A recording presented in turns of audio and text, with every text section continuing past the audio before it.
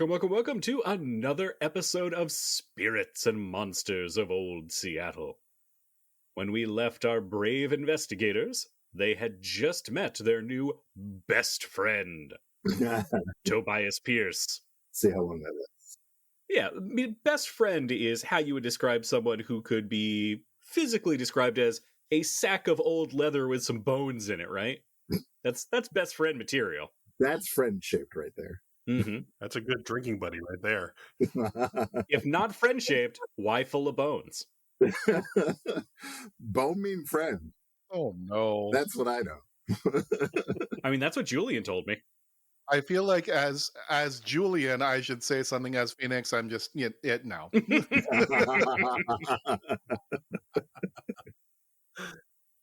All right. Now, on our previous session, we split the party. We saw Sophie heading out to Norway to say some memorials for her lost parents and to put them to rest. And Matthias gifted Julian Benavides and Dr. Lucius Jensen a trip, all expenses paid, to beautiful Crescent Bay, where a new hotel promises them comfort and relaxation. This, of course, did not go to plan. It was a lie! It was a lie! I mean, again, it wasn't a lie. It's just terrible luck follows you everywhere, like your D&D characters. It was a lie! In addition to some inclement weather, they unfortunately discovered a dead body.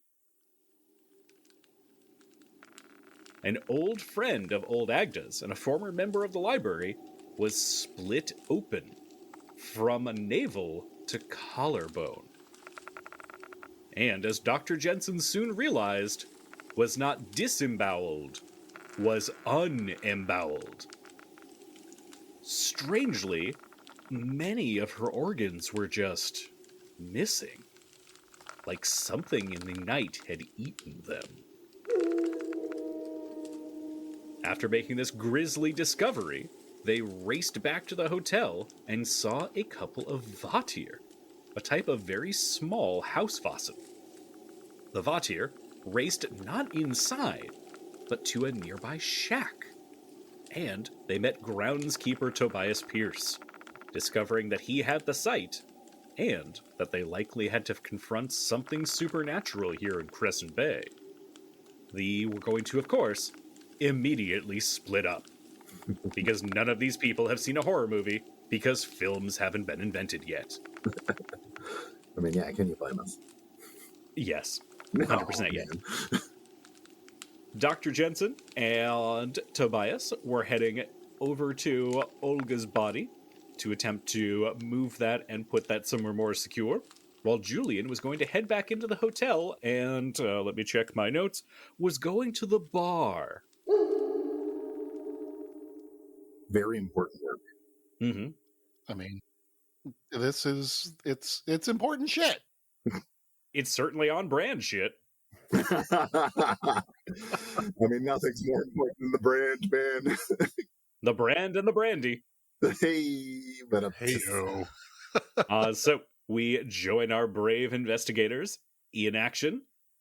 Julian, you rush into the hotel.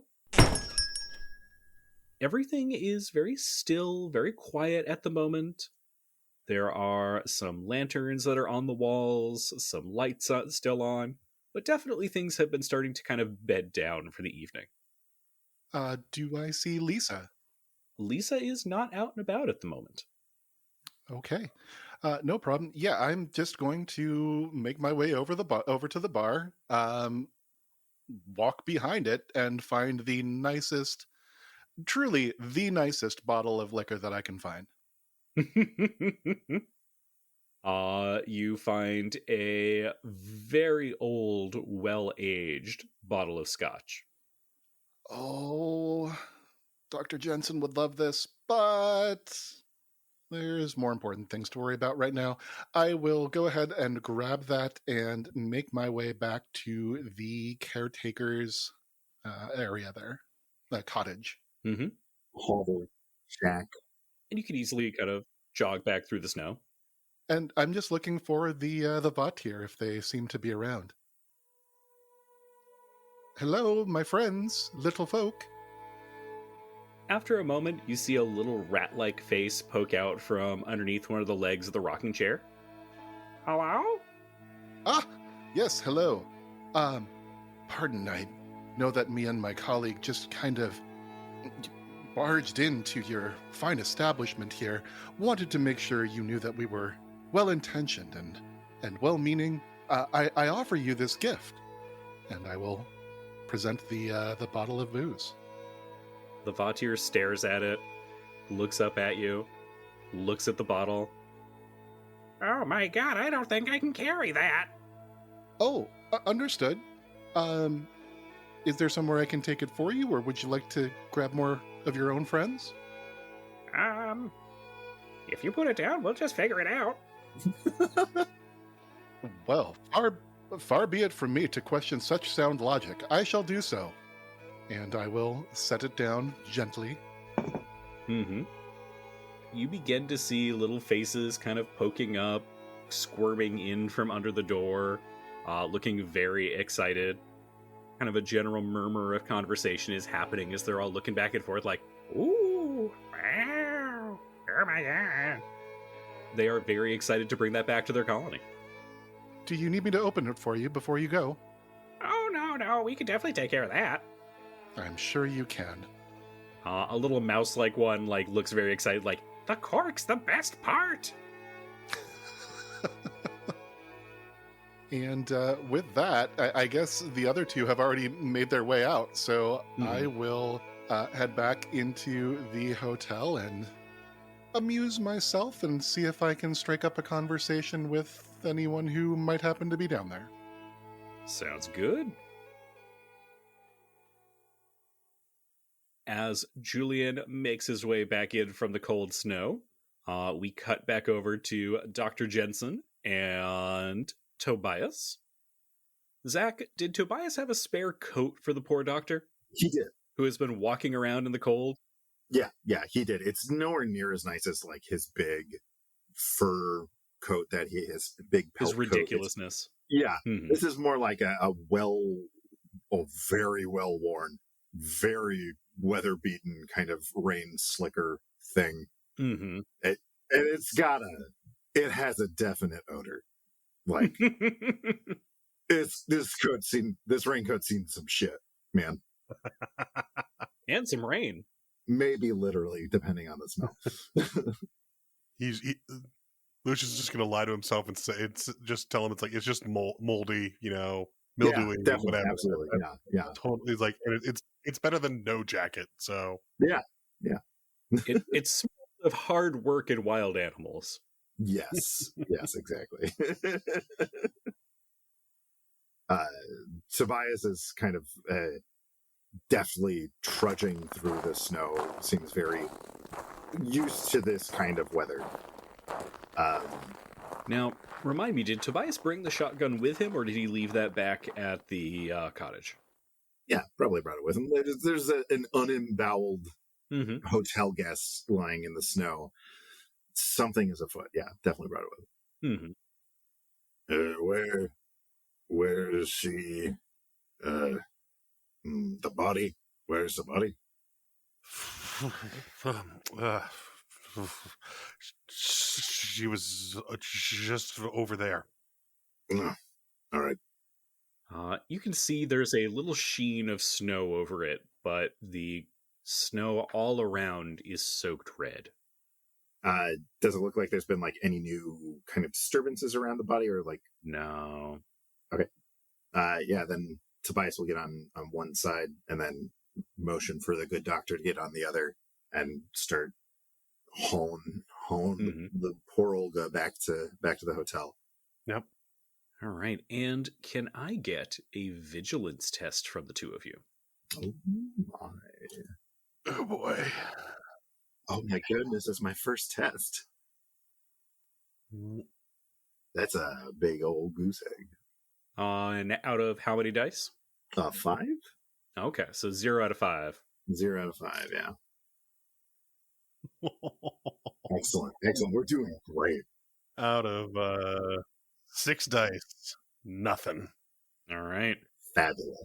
I'm moving over to physical dice. It's like Aaron's in the room with us. No. Fuck these digital dice. Now, of course, I must ask, do either of the two of you want to push that roll? Nah, dog. Spice doesn't think anything's wrong. Just carrying a body back to the hotel through the snow. Just a Tuesday. Given that I'm trying to fight off any hypothermia, I'm probably not pushing that. Okay. I'm just focused on getting the body moved and getting back into some place warm. Mm-hmm. Then neither of the two of you notice the large, dark shape lingering in between two of the houses that you walk past. Really wish we'd noticed that. It snuffles at the ground a couple of times and then just watches you go. Been really cool if we could have noticed that. Would have been dope. Hell. Yeah. You return to the hotel. I'm assuming you probably want to bring Olga somewhere like the root cellar. Yeah. In that. Yeah. There's a wood shed behind Tobias's cabin that he was going to lay her in. Somewhere drier at the very least. Mm-hmm. Excellent. And together, the two of you can then head into the hotel after that, able to clean yourselves up a little bit, get some of the blood off your hands. I'm immediately going to the fireplace and just heating myself up. And it is roaring away. You spot Julian there, probably sipping on something else from the bar. Tobias will go to the bar as well, grab the cheapest whiskey he can find, and pour a small brand for himself and the doctor, and bring it over to the doctor by the fire. The warm up. It's Monarch. Delicious. Tastes just like radiator fluid. At least it's not Potter's. This is not bathtub gin. Could be way worse. Tobias, please put that away. I have something much better here. It is from a local farm. Boone's? It is from a place you've never seen called the Top Shelf.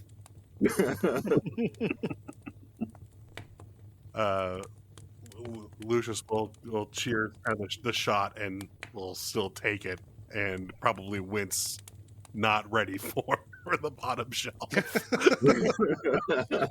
You've spent too much time with Julian. Your palate has refined too much. I think somebody might have switched the whiskey with nail polish remover. Oh, definitely heats you up going down. Hey, have you seen something like that before? I've seen animal attacks in my day. I've never seen anything like that. Not Brian. If I recall correctly, this was kind of cleanly split. Yes. Down the middle. Mm-hmm. So Lucius will nothing is clean. That was almost butchered. No, I have not seen something that kind of clean cut, let alone while there was blood, there should have been much more. And he just kind of pauses as he's just, you can see him just trying to work this out and getting nowhere. Tobias will pour you another shot of whiskey. I hope you think. He'll still take it. He'll be a little more ready for this time. Well, tomorrow we could start the journey down to Bellingham, find the sheriff. Do you think this is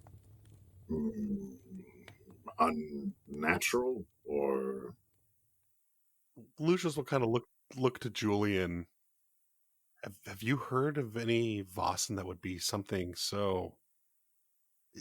Lucius is at a loss of words. He wants to say barbaric, but this is too cleanly done. But it's just unfathomable. He just doesn't know. He's perplexed. I look down to the ground, concentrating, trying to recall if I've ever heard anything like this before, and I motion down towards my very well-tailored pants. Dr. Jensen, do you see what I'm wearing? He looks back at you, confused. Does it look like I'm wearing a skirt with 38 pockets for books? No, of course not, but I figured you've worked with Sophie longer. Maybe you picked something up along the way. Okay, you know what? That's a fair assumption. I do pick up things pretty quickly. I am going to guess, Game Master, that this is not anything I am familiar with. Is there a roll that I can make to test out that theory? So I will say this. Knowing what type of Vossen this might be is going to be a learning test. If you all would like, one of you can make this, but if you do not get any successes, you will not be able to find more information unless you can discover it over the course of the mystery. I mean, that's pretty much how it's. I mean, Mm-hmm. we've got to try it. Maybe we have to keep playing the game. Oh. Does one of you want to make a learning test as you're all kind of sharing drinks in front of the fire? I mean, my learning sucks. My learning test is going to be not great. I would have 6 at a 2 penalty, so I guess I'd have 4. I'd have 4 as well. But I don't believe Tobias would know anything of... Well, okay, maybe some stories from his folks. Tobias might. Yeah. I have a thought. So, Bill, unfortunately, I've already used the advantage that we got for exchanging alcohols. But if I were to make that test and you were to use that advantage on me, that would give us a guaranteed 1 success. Mm-hmm. Yeah, sure. I think that's a good use of it. I was going to also throw this out there. You could also get a full night's sleep and let Bill recover some conditions and try in the morning. Oh. Ooh. A long rest is an option? What? But what about my instant gratification? We can sleep when we're dead. Again, it's up to you. You guys tell me what you want to do. I'm just throwing options out for you. If that is a thing that can be done, I think mechanically, certainly that makes the most sense in terms of the game itself here. So what time of day is it right now? Oh, it's late at night. Okay, so we would be turning in pretty soon, regardless. So should we go ahead and... I mean, we don't have to retire this very moment, but that seems mechanically like the best choice for us. Yeah, if I could get rid of some of these mental conditions, sure. That'd be great. Now, I will add one last caveat. While Tobias has been discussing possibly heading out to Bellingham to speak to the sheriff, there is a thought that is lingering in the back of his mind. This may not be something the sheriff can deal with. It is possible this may be something supernatural in origin. Yeah. Well, that was actually before we got to the learning test discussion. The other thought Lucius would have would be, did we talk to the Vatir about noticing anything weird or anything around the town or the hotel? I don't think we have. I don't think so either. So that could also be another option if they've noticed. I know we missed a giant thing between 2 houses as we walked home in the snow, but maybe our little friends are more observant than us. I don't. I think it'd be something worth asking, I guess, since they help out with the hotel and they are active inside and out. Yeah. Also, we know that Olga was staying with those three women upstairs. We know that Olga had the site. Mm-hmm. I suppose. Do you think there's any chance they might as well? Do you think they might be aware of what's happening? In broad terms? They act bizarre, but I have no reason to think that they would be able to see the Vossen. They also might be asleep and not appreciate being woken up right now. That's probably true too. Fair enough. They are very strange, and I know I get even stranger when I wake up, so. It's not even 2 a.m. This is when the party actually gets good. But it's fine. It's fine. I understand some people go to sleep at a respectable hour. Just so we're clear, Tobias, I am not one of those people. Good for you. I tend to wake up, and if it is indeed 2 a.m., I tend to wake up in another 3 hours, so I think I'm going to leave you to tonight, and we can make more plans in the morning when our minds are a little clearer. Sounds like a good plan. Very well. Rest well, Master Pierce. You as well. See. Benavides, Doctor. Good evening. All right, so you part company. A suite room has been reserved for the both of you. So you are able to go and get your own very nice, very plush room. You find a fire has already been lit in a small fireplace, and a few coals have been added underneath in a bed warmer so that your bed is nice and toasty when you get into it. Oh, fantastic. As I do get into bed, I don't suppose that I see any Vautier in the room. Make a vigilance test for me. Vigilance? Negatory. We are still without successes so far this episode. So that is 0 success on 3 dice. All right, and of course I need to ask, do you want to push that roll? Not particularly. Very well. Julian does kind of a quick scan of the room, but doesn't see any sign of any Vautier in here. I will, regardless, even knowing that I can't see them, they may still be around. Just as I get into bed and notice that the embers have been placed there to keep me cozy, I will just call out, not yelling, but just loud enough to be heard. Well, thank you, my small friends. This is very much appreciated. Good night. All right, and the three of you each get to sleep passably well, hopefully with fairly few nightmares of bifurcated individuals. Oh, good word. Love bifurcated. Yep. So you are able to get some rest and recovery. Each of you may clear 2 conditions. Can I clear one now and bank the other for later? Nope, that's not how it works. Just keep that extra health in your pocket for later. Yeah. This is just my bag of spare sanity. It's fine. No, you just bank one YOLO for later. That's absolutely not how any of this works. Oh, man. All right, a few hours later, and a little bit of sleep. Oh, sorry, after you, Zach. Well, I was just going to say, first thing Tobias would do in the morning is check on the body, make sure it's still there. Mm-hmm. And good news, it is. Oh, fantastic. Is that good news? Yeah. I mean, better news than not. You think he might have been hoping that this is all just a bad dream. Although, on that note, Tobias has not been sleeping particularly well. Yeah. He's been feeling very restless and keeps waking up every few hours.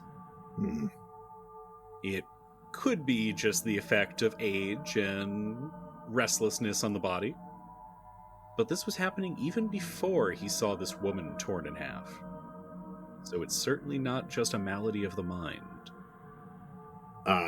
He will do the thing all good, strong men do and completely ignore this and go on with his day like nothing has happened. This looks like a job for repressing. Yeah. Toxic masculinity hasn't been invented yet, so it's fine. Oh, thank God. Whoa. We're good.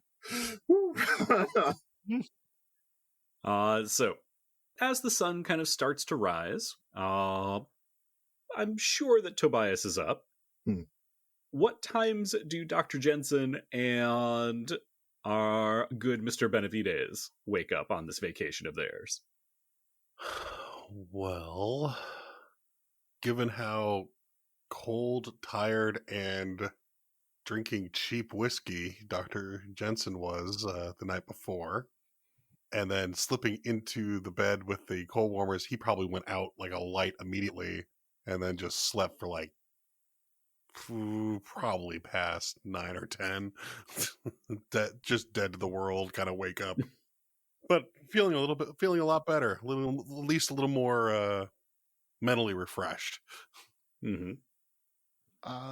I had climbed into bed wearing my very, cozy blue and purple paisley silk pajamas.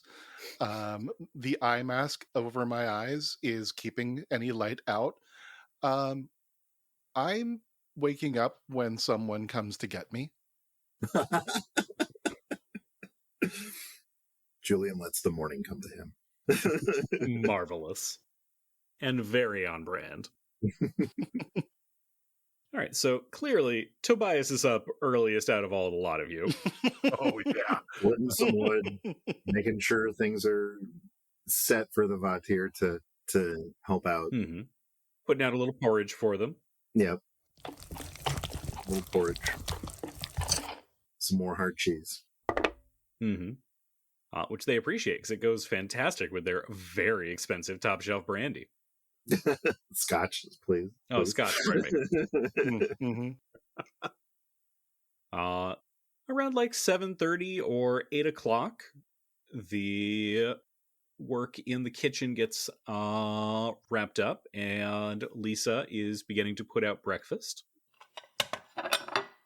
By about, say, 8:30, she will lightly rap on Dr. Jensen's door to inform him that breakfast is being served. She'd probably get like a grunt, for sure, and then nothing would silence after. Mm-hmm. And the same for Julian.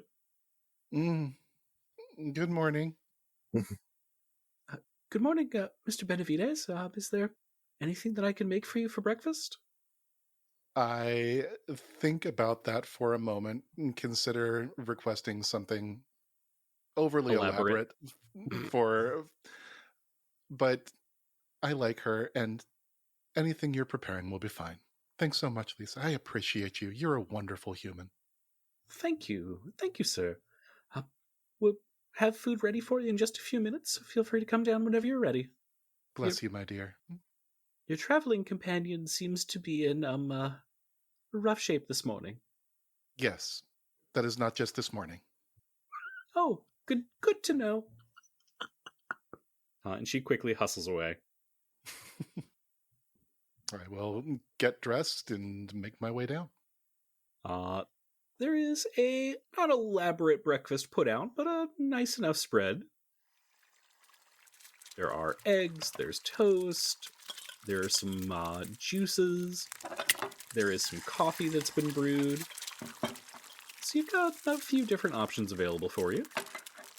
As is my trademark breakfast move Mimosa. here. Yes, I will see the orange juice, and then I will share my new invention with the world. The world being Crescent Bay. Mm-hmm. and yes, prepare a pitcher of mimosas for our table. Lisa just shakes her head. Champagne for breakfast? It'll never catch on, sir.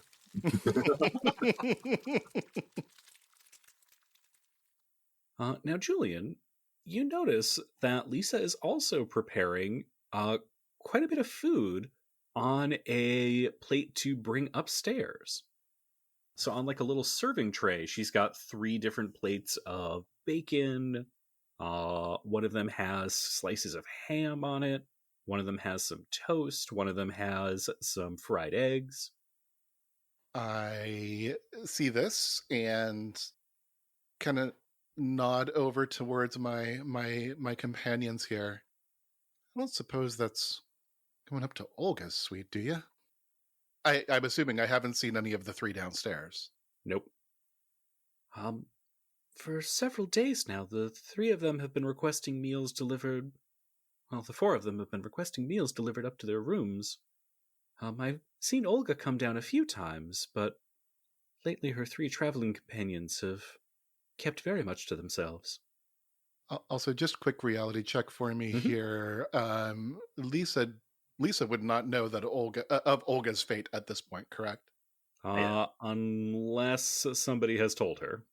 Yeah, okay. Just making sure. Tobias has kind of shuffled in from the snow and then it's kind of sheepishly like hanging back towards the kind of like the entryway entrance towards the back. Mm-hmm. And Lisa bustles over with a coffee for you.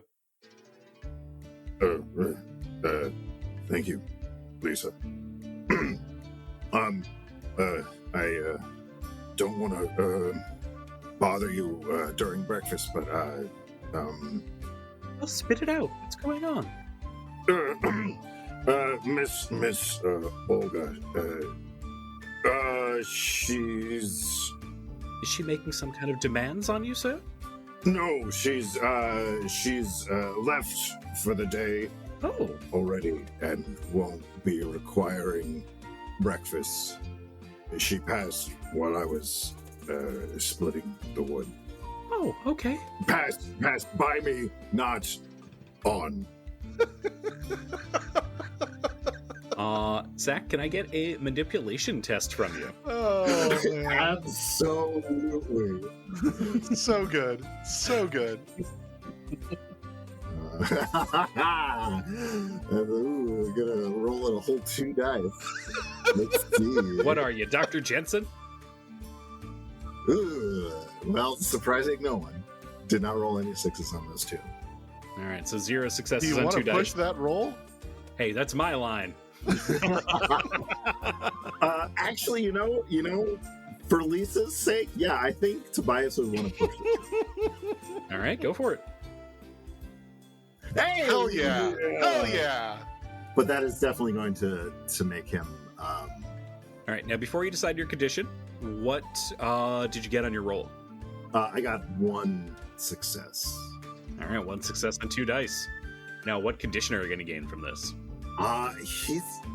He's beginning to understand that what's going on here is probably far beyond his ken.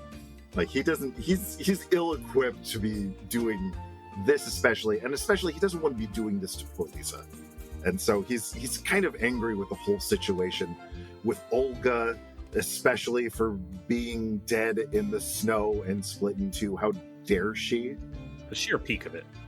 So yeah, he's going to get a little angry about that. Okay. We take this angry condition in honor of you, Sophie.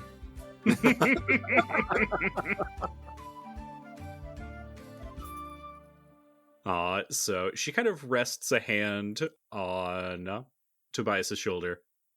Oh, thank you for keeping an eye out for her.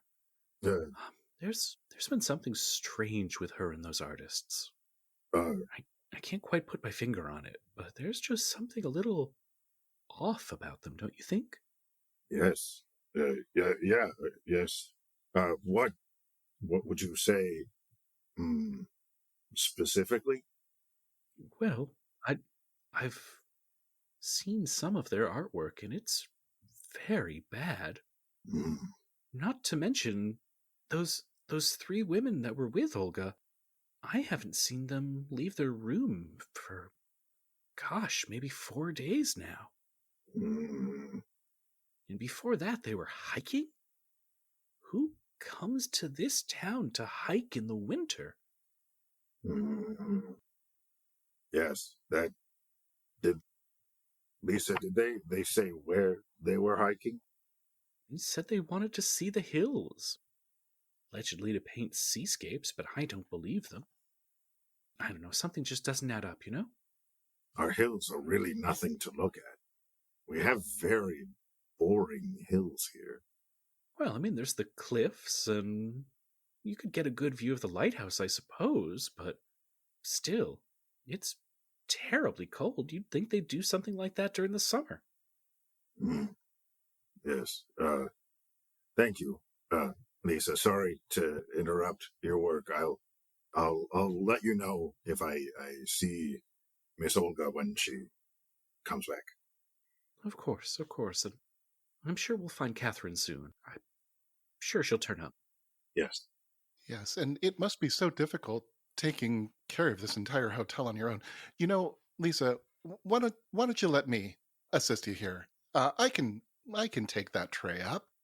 I was on my way back to my room anyway. I've got the wrong color cravat on. It's been bothering me all morning. It would be no trouble.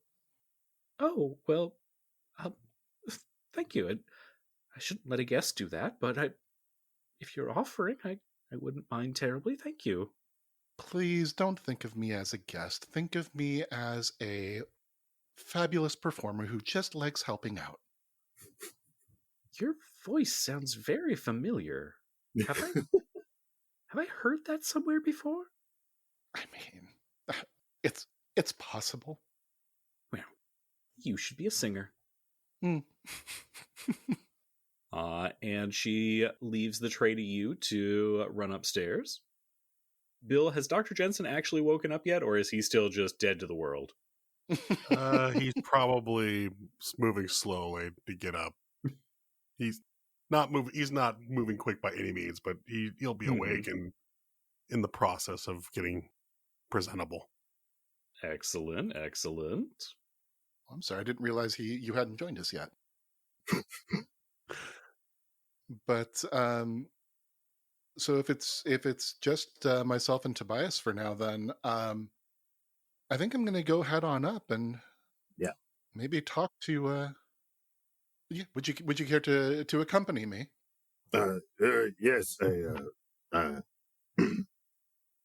told Lisa that Miss Olga was just out for a few days, so we have some time to think this through. Very kind of you not to worry her. She's has enough to worry about with Miss Catherine missing, and I don't want to worry the poor girl unnecessarily. As soon as Tobias agrees to go upstairs with me, I immediately hand you the tray. It definitely wobbles. This is not a graceful man. There are handles, and he just does not use them. And I guess maybe on the way, if Dr. Jensen's room is along the way, or you know what, even if it's not. You can definitely do a quick house call on the good doctor. Knock on the door. Housekeeping! Yeah. 1 second. 1 second. And you'll hear him stumble over things. Curse hit his foot on something, curse. And then kind of open the door, but like putting on a shirt. Oh, Julian. Really? You thought that voice was actually housekeeping? Dr. Jensen, are you feeling all right this morning? He'll kind of wave like, someone was just here knocking on the door. Here, have a slice of toast. Grab a slice of toast off of the tray. Taking off the tray that poor Tobias is holding and struggling to keep steady. It absolutely throws it off balance just a little bit. Lucius, this is a horror podcast. Lucius will hesitantly take the toast, but then realize how hungry he is and quickly eat it. Thank you. What's the plan this morning? What are you two up to? Well, we were just downstairs, and that lovely woman, Lisa, had come by telling us about how she typically takes breakfast up to Olga's suite mates. Apparently, they haven't been down for some time, and she made some notes, some mention about how odd they are, and it seems to kind of track with how odd we felt they were. I thought it might be a good morning to introduce ourselves again and see if we can learn some answers from those fine young women. and older women, and middle-aged women. Lucius will just kind of stare back at Julian, blinking. He'll look over. Is there what's on the tray? Is there like bacon or Oh yeah. There's a large stack of ham. He'll reach over, take over a slice of bacon and a slice of ham. Okay, sure. Let me just one side, and he'll go inside and try and straighten himself up, get a jacket back on, come out. All right, let's go. Having eaten at least a little portion of their breakfast. Precariously still with this tray. You know what, Tobias, why don't you just leave that here? It's their breakfast. Miss Lisa asked me to. Oh, yes, that's... I wouldn't want this to blow back on Miss Lisa. You're right. Let's... All right, yeah. All the concentration in the world just like on this tray, delicately walking down the hallway towards the ladies' suite. Marvelous. All right. The three of you head to Olga's suite. After a moment of knocking, the youngest of them, Josephine, answers. Oh, good morning. I believe we met last night, isn't that correct? Yes, hello and good morning. Josephine, right? Yes, and you're Julian, I think you said. I am, and I am just going to start making my way into the suite. Oh, excuse me? Yes, and I turn back. We brought your breakfast. Tobias wobbles in behind him. I will find the nearest chair, sit down, and cross my legs. God damn it, Julian. What? Josephine is in a nightgown. The heavy-set woman, Clara Berg, is already fully dressed for the day and is staring hungrily at that plate. The third woman, Michelle, is sitting by the window. You notice is kind of furtively watching, staring out at the snow. Well, yes, we brought you your breakfast. Pardon, I hope you don't mind. I told Lisa I'd love to help her out. It's amazing how she can keep up with the demands of this hotel all by herself. Clara kind of sachets over, taking the tray from Tobias's shaking hands and setting it down on a table in the middle of the room. Thank you. You're welcome, young man. Quick look around the room. Do I notice any paintings? Give me a vigilance test. No. And in fact, all three of you may make one of those. Okay.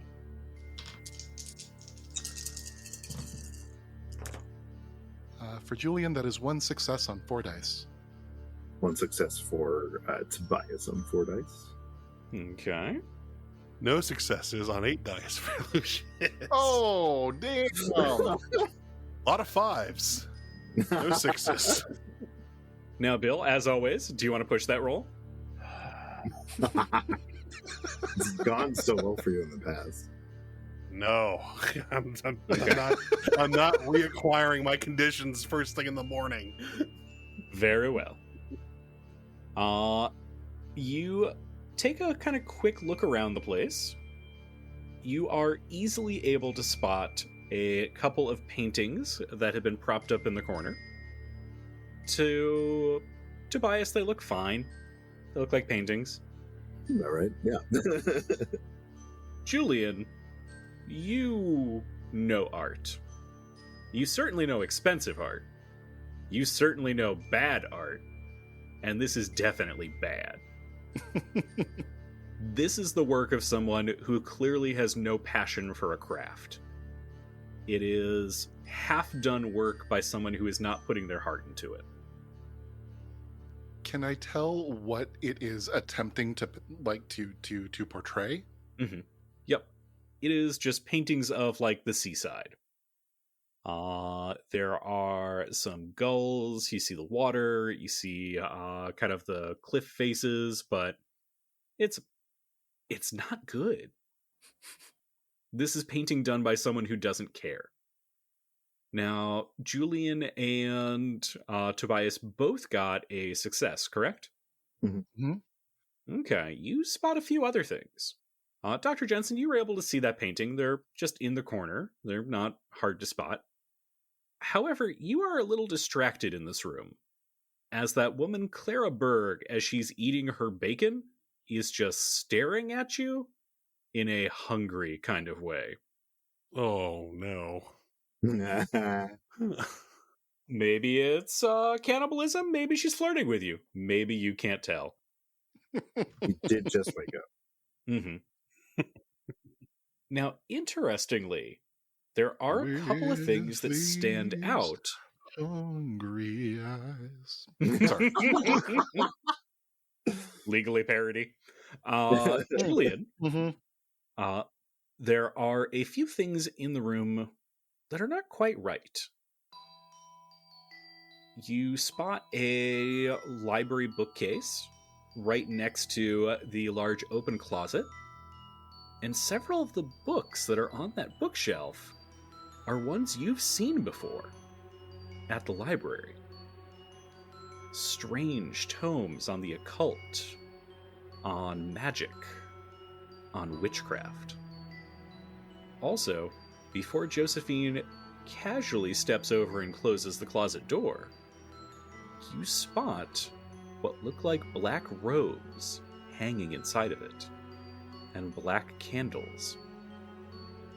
Tobias happens to note on the table, where several of the plates have been set, there are notes and maps of the local hills, including a path towards one that is circled with words written next to it that read, "The Rooting Cave."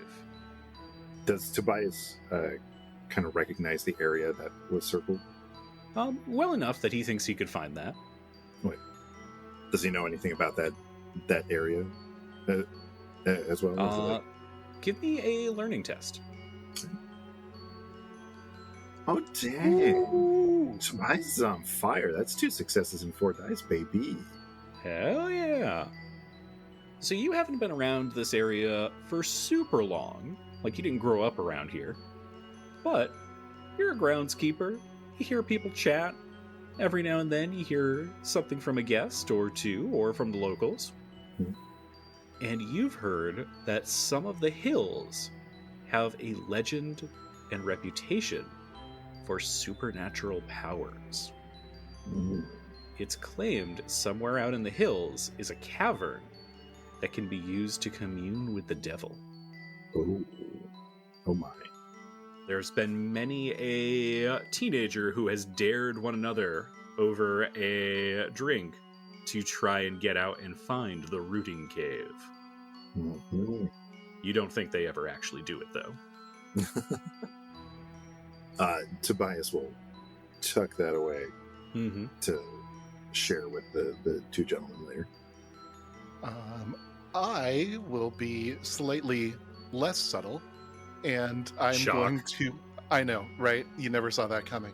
No, but I will approach one of the paintings of the seaside, and I will strike a thoughtful and bemused stance as I examine this, hands kind of stroking my chin. It's quite the work. Which of you produced this work? Michelle turns to you from the window and looks at you with kind of faraway eyes. I worked on that one. What is the inspiration for it? Is this local? Yes, that's a view of the sea here. I see.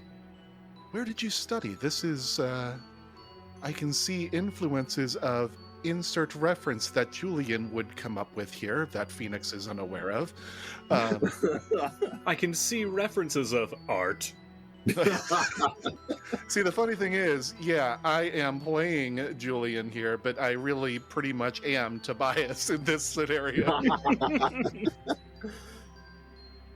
Brian, despite the subpar quality of the painting, Does it look like it's a view that is visible from like anywhere on the hotel grounds, like particularly from this room? It does not.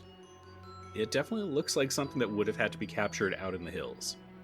So as Julian's kind of pointing that and asking, Lucius will speak up. Did you travel somewhere for that? That if you said that's the seaside here, that doesn't look like, you'll gesture out the window, the view that you have here. We braved the cold for it. Braved to where? And Josephine kind of chuckles. Oh, well, we had to take a little bit of a walk. We've gone out and attempted to capture some interesting views out from the hills. Oh. Did Olga come along with you during your expedition? Of course. Have you happened to see her this morning? Did she find you last night? I have not seen her this morning. Tobias is going to look very furtively between the two of you. He doesn't not know how to proceed here. Lucius is just going to keep his mouth shut after Julian said, "I did not see her this morning." And you'll just shrug like, eh. All right, Phoenix, give me a manipulation test on that. Oh, okay. Because that is true, but that is also What? being cagey. Obfuscation. While Phoenix is trying to manipulate, did the lady? Could I guess perceive how like did the lady ask like eagerly as in like, oh, I'm worried about my friend, or is it more kind of like, oh, did you find that person you're looking for? Give me an observation test. Oh, empathy. Right. Empathy. Poop. For the manipulation test, it is 2 success on 10 dice. Fantastic. No successes on 2 dice. Okay, and Bill, do you want to push that at all? Nope. Now, a fun thing that someone, Phoenix, pointed out to me, like a person telling the teacher, weren't we supposed to get homework? When you fail an observation test, you pass on information to the other person. Oh, no. Oh, fuck, I forgot about that. Yup. So, the good news here is Julian manages to set all of their kind of minds at ease. He's able to kind of quickly strike up a rapport. He's got Michelle kind of staring at him. He's got Clara laughing this hearty laugh. Josephine is kind of looking back and forth between the two of you and has forgotten that she's in a nightgown at this point. However, as Dr. Jensen asks some kind of leading questions about like, oh, are you looking for your friend? She can tell something's a little bit off. He knows something. And as Julian is kind of working the room as he's very used to doing, he turns and looks at Josephine's face. And she's gone white as a sheet. She knows Olga's dead. And she knows you know. Listener, I wish you could see the 3 faces of like, oh, that were just being made at me. What the fuck do we do now? Well, I was trying to figure here if I should speak or if you were going to. At this point, I'll let you speak, because if I speak, I'm going to have to roll something, and then I'm going to fail. Yeah. I have one. I am a one-trick pony. I have one good skill there. No. You have money. You're a multi-trick pony. This is true. I'm Bruce Wayne. It's true. Oh, God. Okay. So seeing Josephine going a little pale here, I will. You know what? I'm just gonna go straight for it. Ah, my dear, are you okay? You look a little here, and I will kind of guide her toward the seat that I was occupying a moment ago. You look. Are you feeling all right? And a look kind of passes between the 3 of them. Yes, I'm I'm all right. Sorry, just a spell came over me. I just need a moment. I will bring her, assuming there is some tea within the... Oh, of course. I will bring her a cup. But then I will just go ahead and turn my attention. I'm just going to try to just plow right through this here. I will turn my attention back over to the painting and just kind of continue on with it. It's, oh, okay. Well, so you all and Olga had a chance to go and explore. I don't recognize where this was. I'm sorry. I think Dr. Jensen was asking about this a moment ago. Where did you find this view? I'd love to see it for myself. Clara turns to you with a piece of bacon in hand. Oh, it's about halfway to the lighthouse. Do you want to go there sometime? Oh my. My lady, I would be scandalized if I wasn't so intrigued. Brian, do I know how far away the lighthouse is? It's visible from town. It's a couple of miles of walking through some hilly, rough terrain. Okay. So yeah, if I were not so intrigued. But I must say, you hiked out there. What on earth possessed you to go out in such rough terrain at this time of year? Surely it would have been a much more pleasant stroll had you come during the summertime. Was there any reason that you chose to come out here for painting in the winter? Can I get a manipulation test from Julian? And feel free to take a +2 bonus. Neat. Yeah, because you need more dice. I mean, the way that our group has been rolling, yes, I probably do. We do need all the help we can get. That is 2 success on 12 dice. Okay. You kind of ask the question a little coyly, and the three of them exchange brief looks. And there's definitely a beat pause, where there's kind of a sense of the three of them are figuring out who's supposed to give the answer. And Michelle, who's been going back to watching the window, turns to look at you. You wanted to know what possessed us to come here in the winter, is that right? I find myself most interested, yes.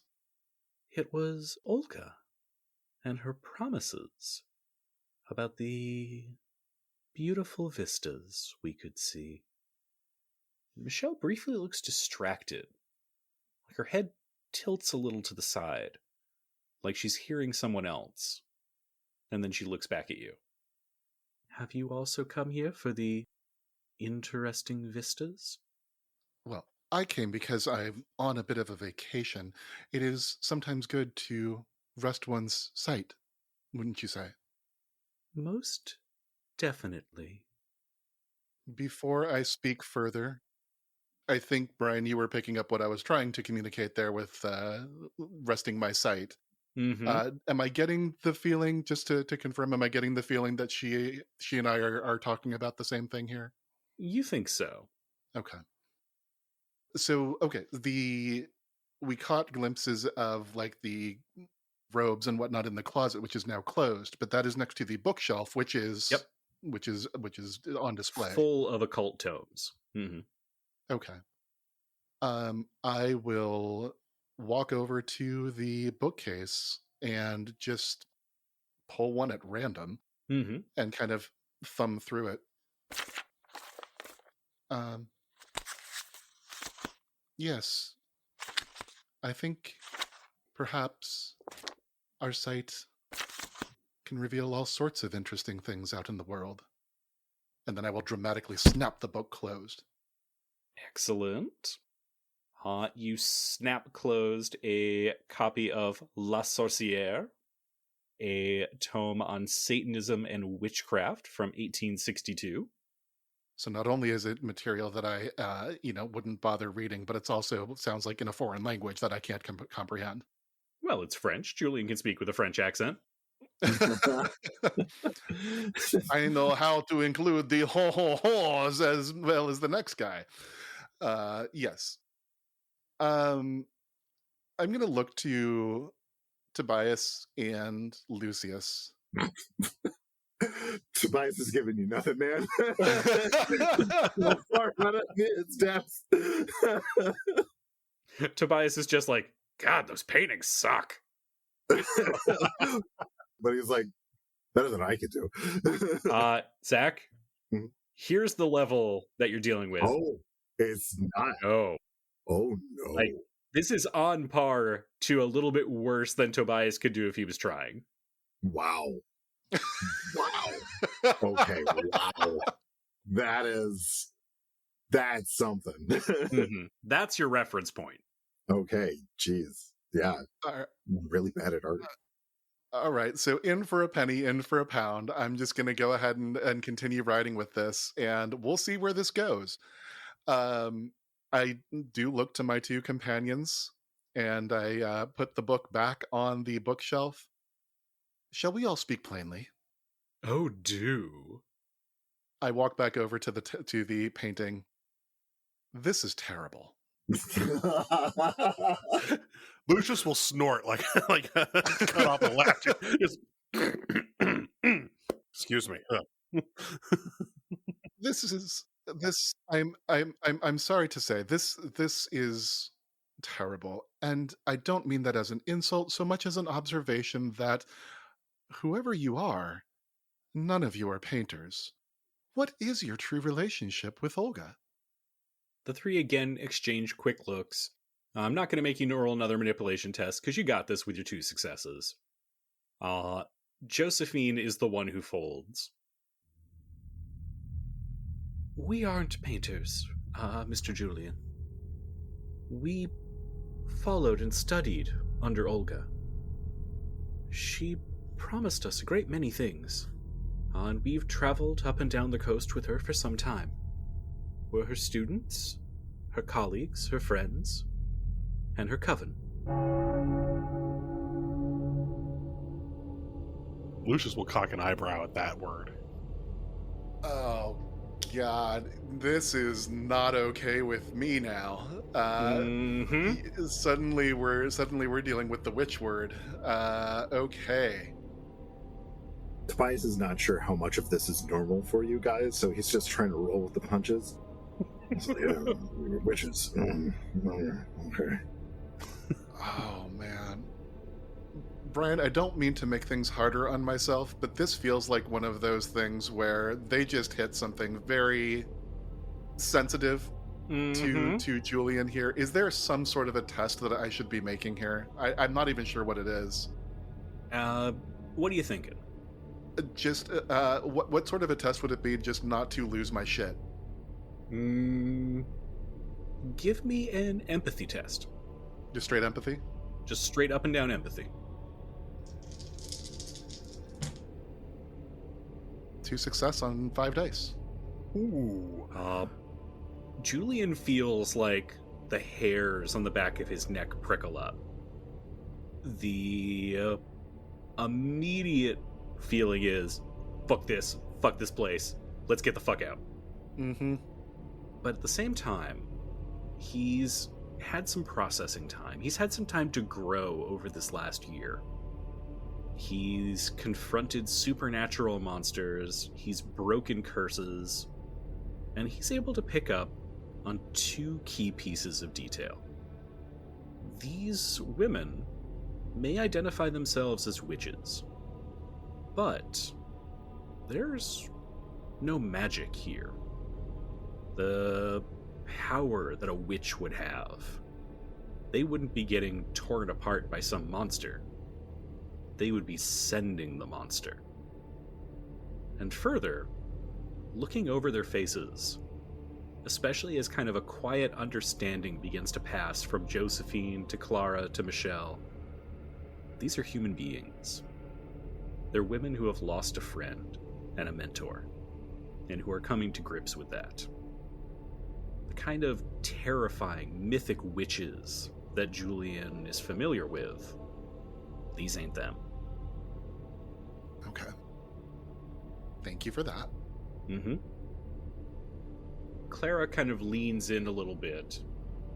We all met Olga under different circumstances, but she promised us different things. Power, knowledge, understanding. Josephine kind of squeaks a little bit. She promised us we'd be able to look into the future and know what's going to happen. Michelle from the window pipes up. She promised us communion with certain forces we can hear. We performed a ritual, but something went wrong. There was a terrifying noise from deep in the cavern we were at. Some kind of creature chased us. We barely survived. Whatever it is must still be here. When did you perform this ritual? It's been about a few weeks now, maybe 2 weeks. We haven't been able to leave the hotel. Olga tried once, and it appeared in the town hunting for her. Can you describe what chased you? What was going after her in town? We didn't see it in the town. We didn't want to ask her because she was so torn up about it. But what chased us in the night was some beast. Something large that ran on all fours. The ground thundered underneath its hooves. It made a terrible shrieking scream like a boar.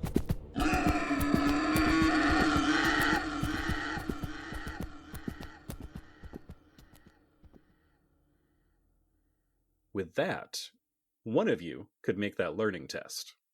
You want to go for it, Phoenix? I mean, mechanically, no. Although Bill can still give you a free +1 success. Okay. It's I guess, yeah. I mean, I guess I've been kind of leading the conversation, so I guess I can try. I could try rolling with 6 dice, but the way I've been going tonight, You're due. You're due. That's not how statistics work. and yet, Yeah. I mean, if you want me to, I can go ahead and do that. But yeah, I think learning is definitely much more your skill than mine. all right. I will assist as best as I can. I don't know if we can get any assistance from any of the books that are on the shelf. Yeah, I would give you a +1 bonus from the books that are in there. This is also a spot where, Bill, if you could explain how you could use your a practice makes perfect advantage to get +2 dice. Yeah, I was thinking about that one. So right now it's I would be rolling 6 dice +1 from the books. Is that correct? Yep. I don't know. I can't think of a good way to frame practice makes perfect for this. Yeah, you could always roll first and use your advantage afterwards too. Okay. All right. 7 dice. You got this, man.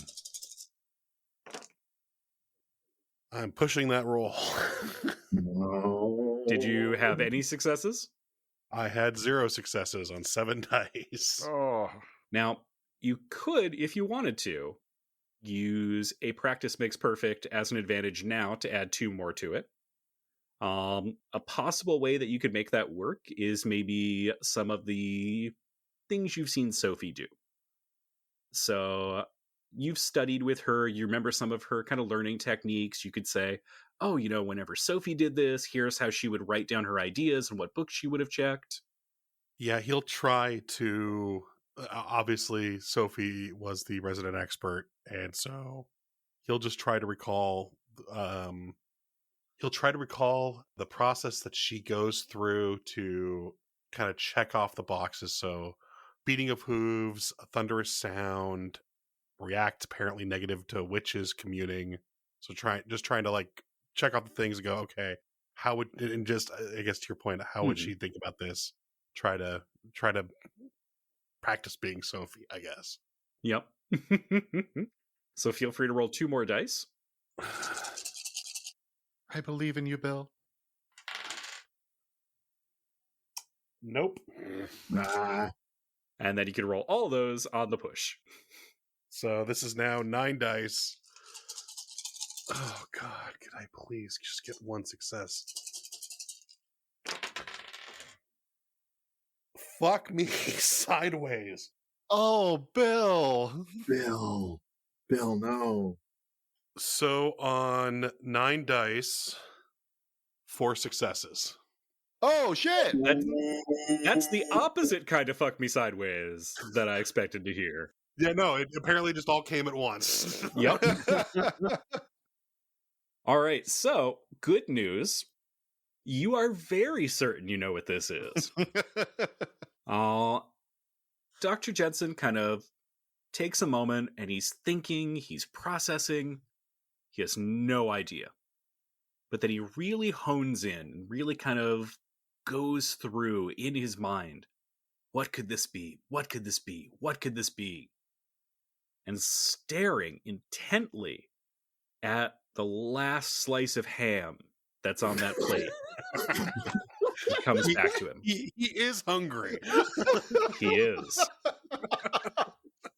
And watching Clara gobble that up is that final piece that clicks into his mind. You know what this is. Currently, these women are being haunted by the Night Sow. Also called the Grave Sow, Gobble Sow, or Glosson. It is a ghostly pig with a terrible hunger.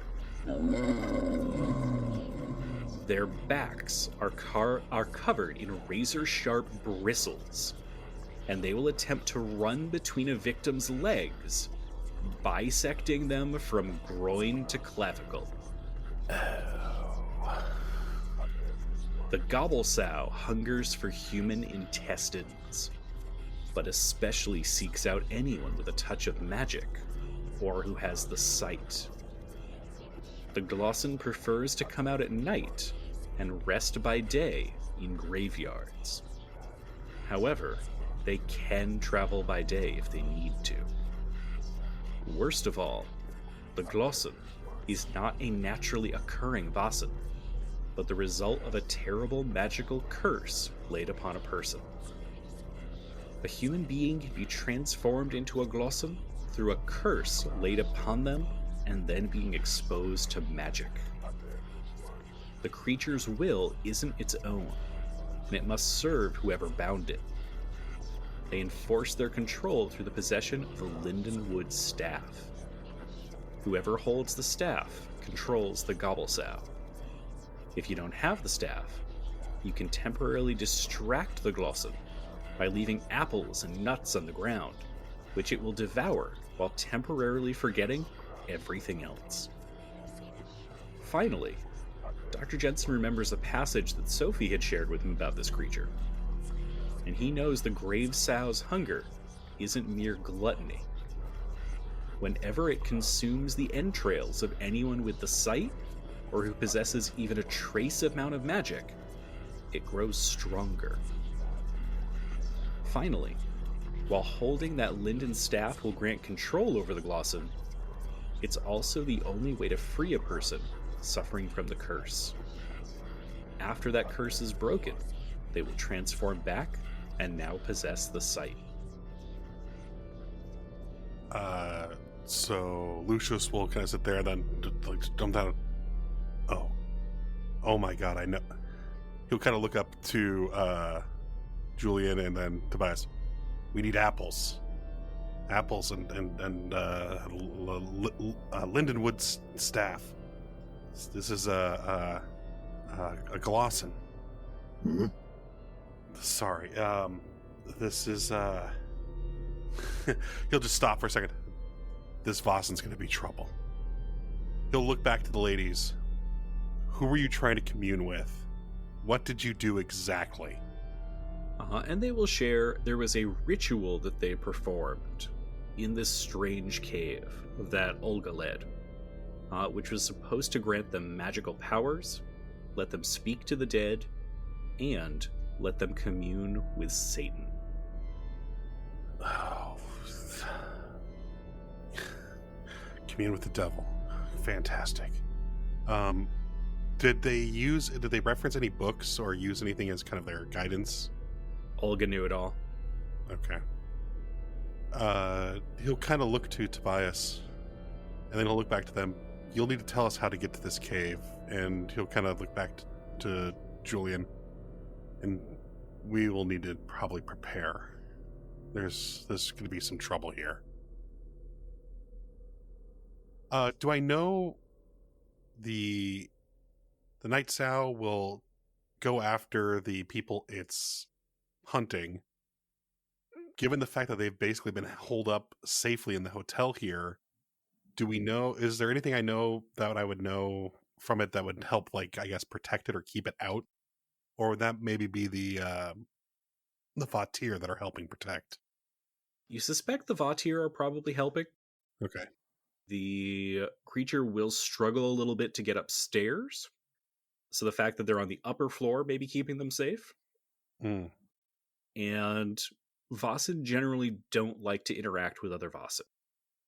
So the fact that this place has Vatir may be helping to protect it. Okay. Then, yeah, Lucius will look at Tobias. We may need to meet with our little friends and see if they might be able to help us if they've seen this creature around or... I will ask them. And Bill, has Dr. Jensen shared like the details or? No, so he hasn't shared the full details apart from what has been said already. Okay. By me. He's purposely not going into too much more details because he doesn't trust these ladies. He doesn't. Dr. Jensen doesn't know about that you have determined that these are humans, not like powerful witches. Sure. Dr. Jensen just goes, these are, if this is a coven, these are people that are witches. So he doesn't by default just he's not sharing more than he needs to. Yeah, at this point it's like, okay, I have a good idea now, and I don't want to be around these people because we have to go figure out like what we have to do to combat this thing or to stop it. So are the three of you thinking maybe heading out of the room to discuss some plans?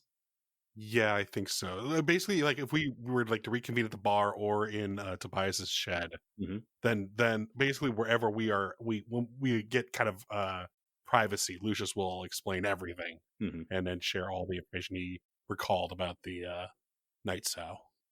Okay. So the three of you kind of excuse yourselves from the room, head downstairs, probably briefly meet up with Lisa and get some drinks from the bar. Very important. And are going to briefly head back to Tobias's shed.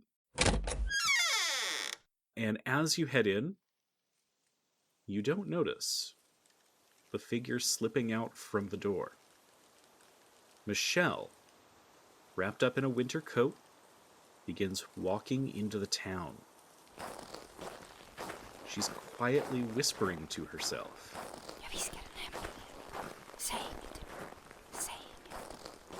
And in the distance, we see a figure holding a staff. And a storm of snow and ice begins to come in from the sea. And a large shape begins stalking towards the woman. But that's where we're going to end our session. Oh no! Run, Michelle, run! We will find out what happens to Michelle Pazder next time. I'm sure she'll have a lovely picnic on the seaside. Yeah, totally. All right, that is all for us. Thank you all so much for playing, and I can't wait till our next session. I'm sure that the gobble sound won't be terrifying. It will be. Thank you so much for listening to this episode of Spirits and Monsters of Old Seattle. Our theme song is Myths and Legends by Robert Bruckmeyer and is playing right now.